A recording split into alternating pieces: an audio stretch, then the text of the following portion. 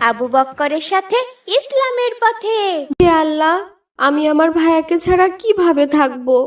আমার ভাইয়ার কোরবানি হলে ভাইয়াকে কোথায় পাবো? আমি আমার ভাইয়াকে সব থেকে বেশি ভালোবাসি। তুমি আমার ভাইয়াকে কোরবানি থেকে বাঁচিয়ে দাও আল্লাহ। খা বাবা খা, আর তো মাত্র একদিনই তোকে খাওয়াতে পারবো রে। আমার কলিজার টুকরা সন্তান যে আর একদিনই আমার কাছে থাকবে, তারপর আল্লাহর জন্য কুরবানি হয়ে যাবি তুই। খা বাবা খা। মা গো, কান্না করো না। তুমি আমাকে কোরবানির ময়দানে যাওয়ার আগে একটু সাজিয়ে গুজিয়ে দিও মা। হে আল্লাহ, আমি যে আর পারছি না কিভাবে নিজের সন্তানকে কুরবানির জন্য সাজিয়ে গুজিয়ে দেব। আল্লাহ তুমি দয়া করো, আল্লাহ দয়া করো। তোর কি কোনো নাম আছে ভাই?